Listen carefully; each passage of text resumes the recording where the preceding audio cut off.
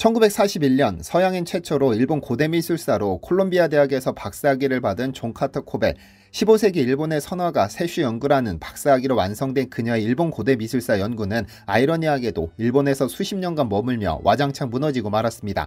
깊이 연구하면 할수록 상당수의 일본 문화재가 한국인의 손에서 탄생했다는 피하지 못할 진실과 마주하게 됐고, 그러한 진실들은 그녀로 하여금 한국 고대사를 파헤치게 했는데요. 그렇게 8년간 한국 고대사를 연구한 그녀의 주장은 단 한 줄로 요약됩니다. 내가 콜롬비아 대학에서 배운 일본사는 전부 가짜였다. 그녀가 1981년 12월 16일 코리아 타임즈에 쓴 기고문의 제목이기도 한데, 한국 고대사를 배운 8년 동안 그녀가 남긴 글이 무려 1400편이 넘습니다. 쉽게 말하면 이틀에 한 편씩 한국 고대사와 관련된 글을 쓴 겁니다. 그랬던 그녀가 파리 유네스코 강당에서 한국, 중국, 일본, 극동아시아 3국을 비교하는 강연 기회가 있었습니다. 이 강연에서 그녀는 삼국의 특성을 한마디로 요약하기 위해 영어의 C로 시작하는 낱말들을 만들어 제시했는데, 중국은 통제적, 한국은 무심함, 일본은 자기적이라고 표현했습니다. 이러한 특성은 도자기에서 뚜렷하게 드러난다고 했죠.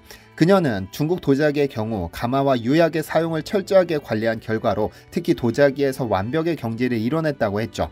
그러면서 한국의 도공은 언제나 자연스럽기 짝이 없고 무심해서 이들이 만들어낸 도자기에는 도공의 기질과 불이 어떻게 작용했는지가 그대로 반영된다고 평가했습니다.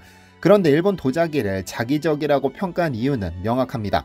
일본인들은 15세기 이도다완 전쟁에서 보듯 이러한 한국적 무심함에 취해 과도하게 발전시킨 나머지 그들의 도자기는 자의식이 담긴 자기적인 것이 됐다. 일본인들은 가마에서 구워낸 화병의 한 귀를 일부러 구부리거나 깨버림으로써 한국 도자기가 갖는 것 같은 무심함의 미를 주려고 한다며 억지스러움을 꼬집었죠. 도공 수십만 명을 납치한 임진왜란 당시 일본에서는 조선에서 만든 막사발 하나로 사무라이의 목숨이 왔다 갔다 했었고, 일본 국보 제26호 기자회문 이도 역시 조선에서 건너간 막사발입니다.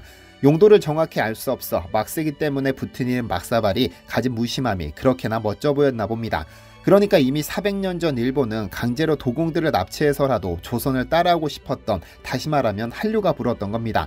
400년이 지난 지금은 한국이라는 이름을 가진 콘텐츠들이 전 세계 곳곳 퍼지지 않은 곳이 없는 상황이지만, 이러한 인기가 언제까지 지속될 수 있을지는 아무도 알 수 없습니다. 그리고 분명 이 현상은 언젠가는 소멸될 것이기에 새로운 콘텐츠를 발굴해야 할 필요성은 분명 제기됩니다. 한류의 지속적 확산과 긍정적 파급 효과를 위해 정부가 앞장서서 신한류 진흥정책 추진 계획을 전격 발표하기도 했었죠. 새로운 한류 콘텐츠로 제시되는 목록 중에는 한국인의 정신, K-스피릿도 늘 한자리를 차지하고 있는데, 민족성이라고도 부를 수 있는 이 특성을 잘 키워 전 세계에 전파해보는 것은 어떨까요? 안녕하세요, 디스멘터리입니다.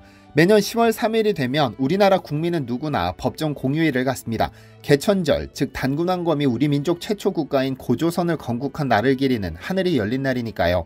외국인들은 한국의 생일은 독립을 기념한 날이 아니라 하늘이 열린 날이니 정말 특별하다고 말합니다. 그런데 우리 민족의 시도로 받드는 고조선을 세운 단군은 종종 우상숭배라며 공격의 대상이 되고는 합니다.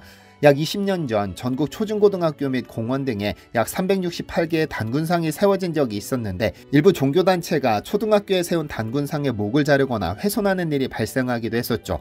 종교가 아니라 우리 민족의 시조임에도 말이죠.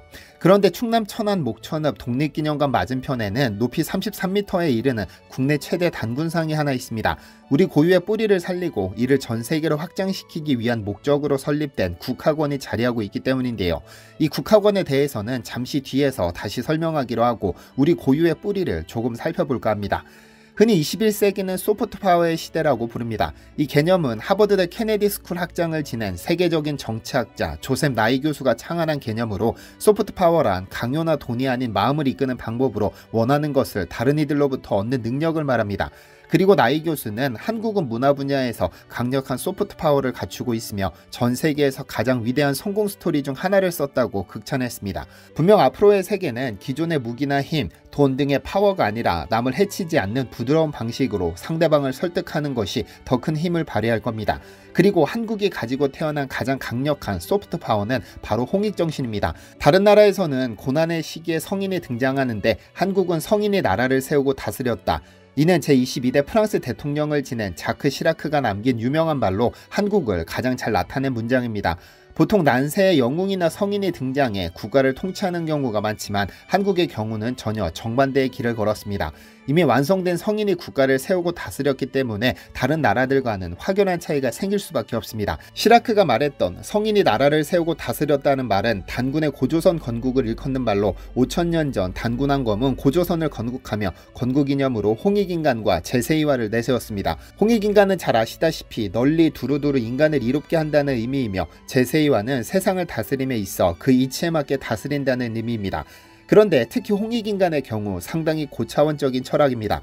특정인이나 특정 집단에게만 이로운 것이 아니라 만민, 즉 지구상에 존재하는 모든 인간에게 이로운 국가가 되자는 것이며, 나아가 누군가의 위에 군림하는 것이 아닌 모두 함께 어울리며 살아가는 세상을 만들겠다는 원대한 포부죠. 그런데 이는 우리 부모님들의 부모님들이 어릴 적부터 귀가 닳도록 들어 두뇌에 각인되어 평생 잊혀질 수 없는 이념입니다. 백범 김구 선생은 나의 소원이라는 글에서 나는 우리나라가 남의 것을 모방하는 나라가 되지 말고 이러한 높고 새로운 문화의 근원이 되고 목표가 되고 모범이 되기를 원한다. 그래서 진정한 세계 평화가 우리나라로 말미암아서 세계에 실현되기를 원한다. 홍익인간이라는 우리 국조 단군의 이상이 이것이라고 믿는다고 썼습니다. 외국 석학들은 홍익인간 정신이야말로 21세기 인류의 시대정신으로 삼아야 한다고 강조하고 있는데요. 40년의 준비기간을 거쳐 27년간 집필한 역사의 연구를 쓴 아놀드 토인비는 세상을 떠나기 직전 한국 관련 이야기를 듣다 눈물을 흘린 것으로 유명한데요. 제11대 국회에서 논산 공주 국회의원으로 활동하기도 했던 임덕규가 1973년 영국 정부의 초청으로 영국을 방문해 우연히 토인비를 만났습니다. 그는 토인비와 한 테이블에 앉아 한국의 효사상과 가족제도 등에 대해 자세히 설명할 기회가 있었는데 그의 말을 듣던 토인비가 뜨거운 눈물을 보였다고 하죠. 그는 한국의 효사상이야말로 인류를 위해 가장 필요한 사상이라며 서양에도 이러한 문화가 자리 잡았으면 좋겠다며 깊은 관심을 보인 것으로 알려졌습니다. 평생 동안 존재하거나 존재했던 모든 문명을 살핀 서양인의 립서비스라고 보기에는 조금 무리가 있습니다. 왜냐하면 그는 이미 한국의 건국이념 홍익인간이 21세기 시대정신으로 보고 있었으니까요. 1973년 1월 1일 동아일보는 토인비를 인터뷰한 기사를 일면에 실었는데, 그 인터뷰에서 토인비는 21세기에 세계가 하나 되어 돌아가는 날이 온다면 그 중심은 동북아시아일 것이며 그 핵심 사상은 한국의 홍익인간 사상이 되어야 한다고 확신한다고 주장했습니다. 개개인이나 특정 집단만을 위한 것이 아닌 세계 만민에게 두루두루 이로운 평화로운 세상을 열기 위해 홍익인간 정신이 반드시 필요하다는 겁니다. 그런데 위 홍익인간의 기치 아래 설립된 국학원은 지금 전 세계인들의 뇌를 바꾸고 있습니다. 여러분은 혹시 뇌라는 기관에 대해 깊이 생각해 보신 적 있으신가요? 지구상에 존재하는 그 어떤 생명체도 인간의 뇌만큼 복잡한 구조와 기능을 가진 것은 없습니다. 인류과학의 정점으로 손꼽히는 뇌과학 연구의 대표 성과 중 하나가 뇌가소성인데, 핵심은 뇌는 훈련하면 변한다는 사실입니다. 뇌를 가진 다른 척추동물들은 아무리 시간이 흘러도 주변 환경의 변화를 일으키지 못하지만 인간은 머릿속에 떠올린 상상을 현실로 만드는 창조적인 존재입니다. 이 모든 것을 가능하게 하는 것은 뇌이고, 뇌를 잘 가꾸면 분명 개인의 세상은 달라질 겁니다. 따라서 뇌의 신비를 밝혀내는 국가가 새로운 시대의 리더가 된다는 것에 이견은 없죠. 그간 뇌과학 분야에서 한국은 선진국을 쫓아가는 입장이었지만 뇌 활용 분야는 한국이 가장 앞섰습니다. 일례로 글로벌사이버대학교는 세계 최초로 뇌교육 전공학과를 설립해 학사, 석사, 박사학위 과정을 구축했죠. 또한 대한민국 교육부는 두뇌 훈련 분야 브레인 트레이너 자격을 국가 공인했습니다. 간디와 히틀러는 둘 다 뛰어난 뇌를 소유했지만 뇌를 쓰는 가치관의 차이로 두 인물은 각각 비폭력과 희대의 살인마로 다른 역사적 자취를 남겼습니다. 이렇듯 뇌를 어떤 방향으로 활용하는 것이 중요한지 가치와 철학을 가르치는 것이 뇌교육의 핵심입니다. 요약하자면 우리 뇌에는 인류가 당면한 모든 문제에 대한 해결책이 존재하고 있는데, 홍익인간의 실천이 없이 이를 꺼내 현실로 만드는 것은 쉽지 않을 겁니다. 널리 인간을 이롭게 하겠다는 원대한 목표가 없다면 개인의 성공에 집중할 가능성이 높으니까요. 인류 건강의 기제가 20세기 심장에서 뇌로 옮겨온 지 오래이며, 따라서 이러한 뇌의 신비를 밝혀내고 선도하는 국가가 새 시대의 리더가 될 것은 당연한 사실입니다. 자랑스럽게도 현재 이 분야를 한국이 선도하고 있는 겁니다. 그런데 이 뇌교육으로 완전히 새롭게 태어난 국가가 있습니다. 지난 2011년 1월 7일 국제뇌교육협회는 뉴욕 유엔본부에서 뉴욕시 뇌교육의 날 선포 2주년을 기념 모두를 위한 교육 세미나를 주최했습니다. 그로부터 2년 전인 2009년 뉴욕시가 뇌교육의 날을 선포했으니까요. 이날 세미나는 유네스코, 유엔 정신건강 NGO 위원회 및 뇌교육 도입에 관심을 보인 유엔 대표부 등이 대거 참석했는데, 이 자리에는 중남미 엘살바도르 유엔 대사도 참석했습니다. 이 세미나에서 국제내교육협회는 미국 공립학교, 병원, 관공서 등 120여 개 지역사회에 내교육을 보급한 후 달라진 변화에 대한 구체적인 사례를 발표했는데, 발표 직후 엘살바도르 유엔 대사가 정식으로 교육 원조를 요청해왔죠.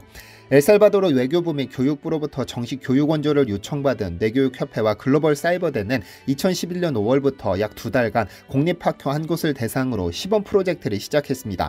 시범 프로젝트를 진행한 결과 학생들의 신체 건강 증진뿐만 아니라 정서 조절력과 자아 존중감이 높아지는 효과를 경험한 엘살바도르 정부는 즉각 대한민국 정부에 공식으로 지원을 요청했습니다. 글로벌 사이버 대학교는 공교육 지원에 나섰는데 4개 학교 대상 전문 교육 양성 프로그램을 가동하고 학생 시범교육, 보수교육 및 컨설팅을 병행했죠. 내교육협회는 모든 학교에 한국인 내교육 전문가를 파견하는 것이 아닌 각 학교에 직접 전문가를 양성하는 시스템을 도입하기로 했습니다. 즉 고기를 잡아주는 것이 아니라 그물 놓는 법을 가르쳐주기로 한 겁니다. 컨설팅 후 소기의 성과를 확인한 엘살바도르 정부는 결국 전국 6,033개 학교의 내교육 확대를 결정합니다. 177개 학교 교장단 연수를 실시하고 2017년까지 2천여 명의 교장들이 내교육 연수를 받도록 했죠. 다시 말하면 내교육을 공교육으로 설정하고 엘살바도르의 모든 학생들이 이를 배우도록 한 겁니다.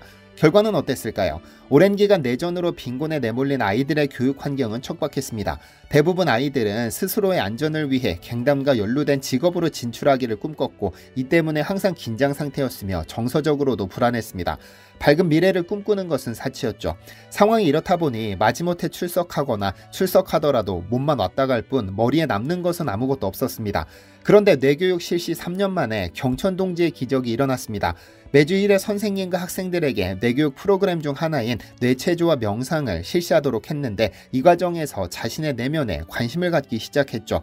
아이들의 입에서 희망, 꿈, 미래와 같은 단어들이 언급되기 시작했습니다. 엘살바도르에서 최초로 프로그램을 도입한 산살바도르 교회 디스트리토 이탈리아 학교는 두 갱단의 세력권이 맞물리면서 폭력은 일상이었고 전국 학교 평가에서 늘 꼴찌를 기록했죠. 그런데 이 학교가 수학 부문 전국 1위를 달성하는 기적적인 스토리를 만들었습니다. 자신의 가치를 발견한 학생들이 꿈과 희망을 품기 시작했고 자연스럽게 출석과 학업 성적은 개선됐습니다. 내교육협회 교육원조를 요청했던 당시 부총리 겸 교육부 장관 살바도르 산체스 세레는 내교육이 엘살바도르에 정착하도록 물심양면으로 도왔는데 2014년 대통령 후보로 출마해 당선됐습니다. 이후 엘살바도르에는 내교육이 완전하게 자리를 잡았고 지금 엘살바도르는 내전과 빈곤의 아픔을 넘어 밝은 미래를 꿈꾸고 있습니다. 엘살바도르의 상황을 가만히 지켜보던 많은 국가들은 현재 홍익인간 정신의 기치 아래 태어난 내교육을 적극 도입하고 있고 미국, 일본, 중국, 영국, 독일, 캐나다, 뉴질랜드 등 선진국에는 이미 도입되었고 아프리카의 라이베리아, 시에라리온 등도 내교육을 도입했습니다. 널리 인간을 이롭게 하겠다는 단군왕검처럼 현재 한국에서 태어난 내교육은 전 세계 곳곳에서 많은 이들을 이롭게 하는 중입니다. 그러나 정작 우리나라는 우리 고유의 정신인 홍익인간을 등한시하면서 사회적으로 인성 문제가 크게 대두되고 있습니다. 또한 우리나라 청소년의 행복지수, 즉 삶에 대한 만족도는 OECD 국가 중 최악으로 나타났죠. 백범 김구 선생이 말했던 것처럼 우리 국조 단군이 꿈꿔왔던 홍익인간 정신은 지금 2023년에도 여전히 빛나고 있습니다. 모두가 이대로 가면 공멸을 걱정하는 시기에 공생의 시대를 여는데 K-스피릿이 마스터키가 될 거라고 생각합니다. 대한민국과 지구의 미래를 열 수 있는 마스터키가 되길 기대합니다. 시청해주셔서 감사합니다. 디시멘터리에서는 여러분의 제보를 기다립니다. 제 채널에서 다뤘으면 좋겠는 뉴스 또는 널리 알려졌으면 하는 영상은 디시멘터리 네이버.com으로 보내주시면 소중히 제작하겠습니다. 시청해주셔서 감사합니다.